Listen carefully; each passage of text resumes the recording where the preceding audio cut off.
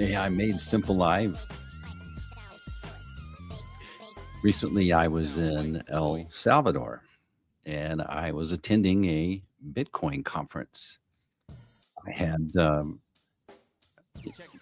that's a community. El Salvador is famous for being the first nation that dedicated Bitcoin as a currency, as a legitimate currency.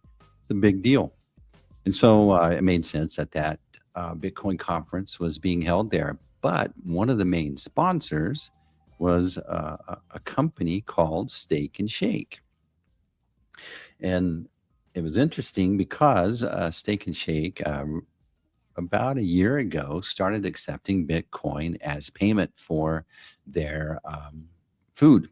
So you could go into the store, order the food, and pay with Bitcoin. And it was when I first heard about it, I thought, that's cool, but what's the upside for Steak and Shake there?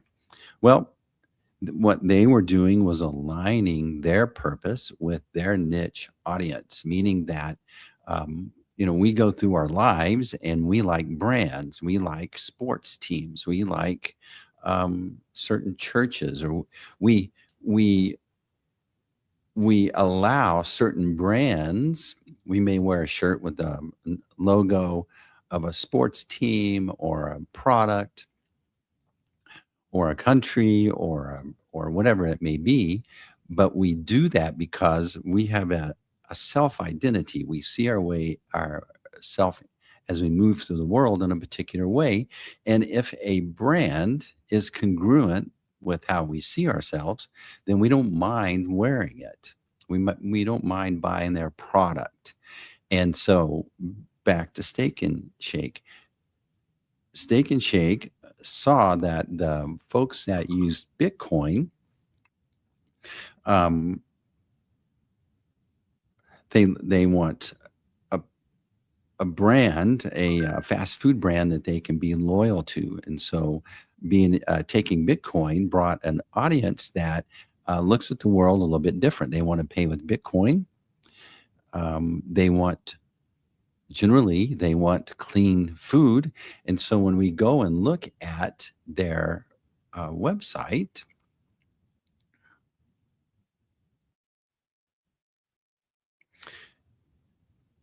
we're getting to our team story here, but when we go and look at their website,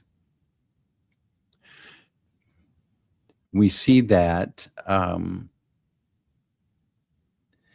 they talk about no seed oils. So no seed oils is very important to a particular group of folks that realizing that it's poisonous.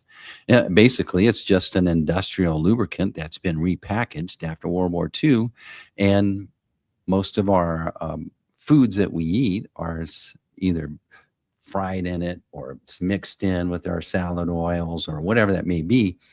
And this is becoming a concern. And you can see right here on their main page, you see RFK. And you remember how famous McDonald's fries used to be? Well, it used to be cooked in beef tallow.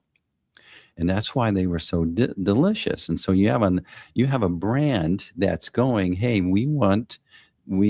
we have a loyal following of folks that these things are important to us, and so this is what we stand for. Here's our logo. Here's it's just their logo and beef tallow fries. Now they go in and talk about seed oils and why they're doing it. They talk about us here. This is their origin story that you're seeing.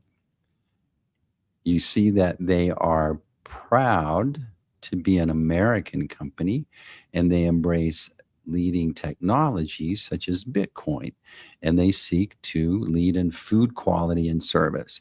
And so what they're doing is they're positioning their brand to be congruent with the folks who uh, s- this is important to, that they would make this Steak and Shake brand it's congruent with their self identity, so they become loyal to it.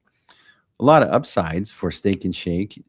Um, I I don't want to get the statistics wrong, but their per store profits have gone up since they've made these moves. Now, what they're doing is they're following they're following a process, and that's what today's story is about. We've been doing this is part two in a three-part um,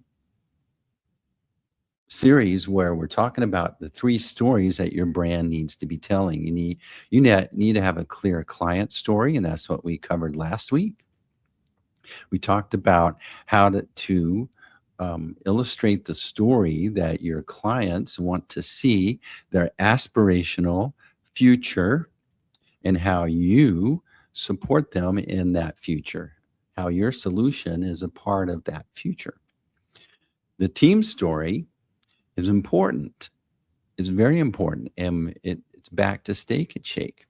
This declaration right here is them telling what they believe, why they do what they do, and who would be a part of their tribe, including the folks that work, manage, invest, franchisees who would be attracted to become a part of this iconic company, American company.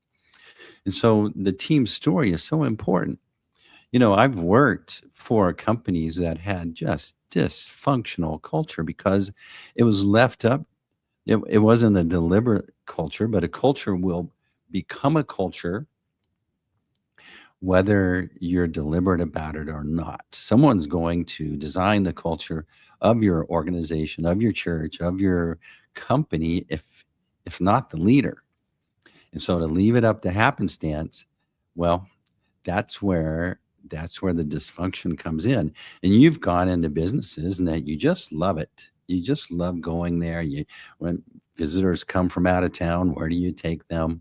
You don't take them to the businesses you hate. You take them to the businesses that you love. And for some reason, it resonates with you. And that's because there's some aspect of deliberate value system that exists in that company, that restaurant, that experience that the leaders designed on purpose. And so culture, that's called your culture. They designed a culture. And that culture is like this invisible hand that helps people be treated when no one's watching a certain way. It's how problems get solved. I've been in organizations where some people were great with customers, and then the other people in that organization despised customers. And when it went from, when the experience went from the people that loved customers, and in that production line ended up with someone in that organization that hated customers, and there was a big turmoil, turnover, attrition, bad reviews, etc. And so if that's not a central part of an organization, the specific culture, well, you're going to attract people that don't like customers in some respects. And that's why it feels off. And that's why you don't go back. It impacts how problems are solved. I was in some companies where I almost felt guilty just solving a problem right away, because I knew I would get in trouble later or get questioned, or it would be an opportunity to downgrade my stock price if this was in question, right? And so, what kind of people do you attract? How do you keep great people? This is really important. And so there's a book called Primal Branding. It's written by Patrick Hanlon. And it's really an excellent book in that it talks about these 7 components in all great brands that are really clear. And it lists them out. And when you think about, when you go look at those 7 components, it's like, why? Why do we exist and who started this place?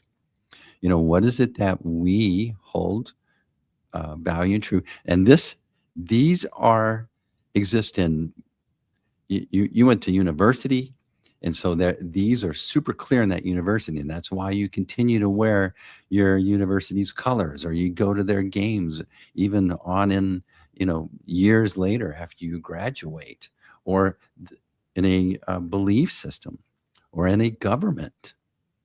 These exist everywhere, in your clubs. And so, what is it, the values that we hold true? What is it? What are our rituals? When do we meet? When do we start? What are the unique aspects of this organization that we repeat over and over? Because these are, these are a part of this, a unique part of this organization. What are the vocabularies?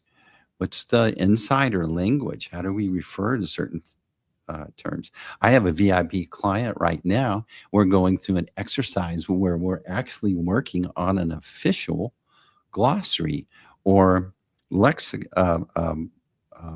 vocabulary that are going to make sure that is in every proposal, on their website, in their language, in their presentations. It's really cool.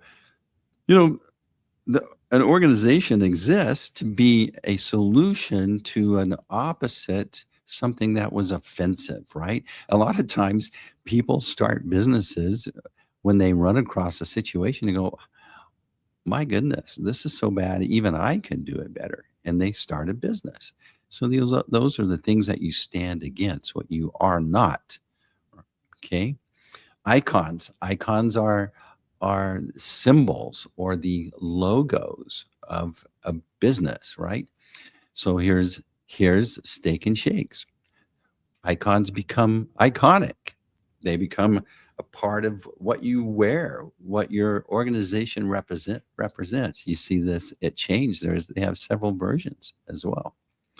And so these are very important, but more importantly, they need to be deliberate.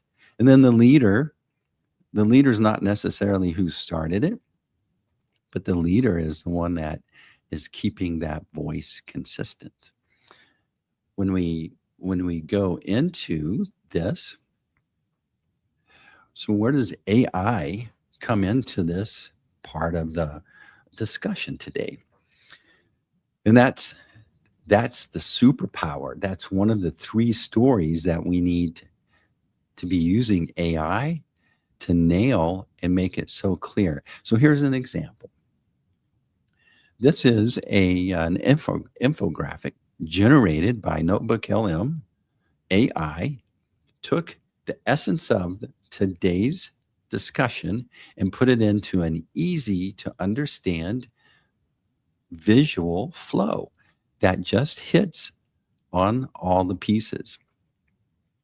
Your culture is really a story, whether you choose it or not. And if you don't define it, your team will. And that story is coming from the ground up. And so imagine companies that you've worked with, or there locally, there was this great car wash. And I even knew the guys. It is one of the best car washes in town. Loved going, always worked, everything. Venture capital bought them out. Then it became a train wreck. Why? When it went from the original founders and what they saw as a great experience with car washing, and then some venture capital comes in and takes it over, and it's just, you go the next time, what happened? Am I on a different planet? Well, in reality, you are, because that belief system did not translate over. And so their culture was destroyed in that handoff. You have whatever was there deteriorated. You had good employees probably leave because the management was not what what it used to be, right? Your customers come in, they go, this sucks. Then they leave and they have to start all over until they get their story straight. And oftentimes in a venture capital situation, culture is like it's all about profit is their culture. And so the experience is is not a priority. And that's why a handoff feels good. Feels wrong. You've had restaurants that you loved, you had companies that you went to, and then they got sold out. And that's what's happening is that the culture is secondary, if not anything, or the culture that was absorbed was a toxic culture that absorbed that company into their bigger system. And so this is something that you can define, you can be deliberate, you can be this is what makes a great leader, but you have to get clear what your story is, and then you have to curate it. You have to just like art, these archaeologists, they go out and they dig up these old places, and what do they find? They find these little clues and remnants of a civilization, and they pick those things up, they dust them off, and where do they end up? In a museum, in a nice presentation that puts together the story of that culture, of that civilization, of that time. And so, in a way, that's what you need to do. You need to go through here and you need to answer like the 7 core parts that that primal branding book talks about. It's like, what do we believe and why do we do what we do? What do we believe? What do we stand for? What are our habits or rhythms, or what are the sounds or the smells that we want to, when people walk in, you go into um, a, a cupcake place, it smells so great. You go into a restaurant, it smells really good. Those are part of your rituals. You're creating an experience that is congruent with their self-identity. And that's an important aspect. The insider language, there are brands, let's, it's cliche, but Apple has, there are certain words that are in that Apple vocabulary that the users have. Okay. And so when Microsoft users talk, they have a different language. Apple users have a different language. That's an insider language, but it's deliberate and becomes a part of the rituals, parts of the beliefs. The anti-beliefs is like, who are we against? Colleges are, where, they have their rivals. Countries have their rivals. Icons, just like we talked about with Steak and Shake. They're iconic, their sign, their font, their colors. Those are all iconic aspects of Steak and Shake. They're not just their logo. And then the leader. Who's the leader of that organization? The leader is of what countries? All right. El Salvador. Who's the leader? Bukele. He didn't start it, but he's the leader at the moment. And so AI, I call it a team story engine. So a custom GPT is where you answer all of these questions. You just do a brain dump. You just ramble and talk about why you started this company. Why did we start this organization? Why did we start this nonprofit? And you just do a brain dump, a discussion, and take that transcript for all the answers, rambling answers, and you put it in and you create a custom GPT. And then guess what?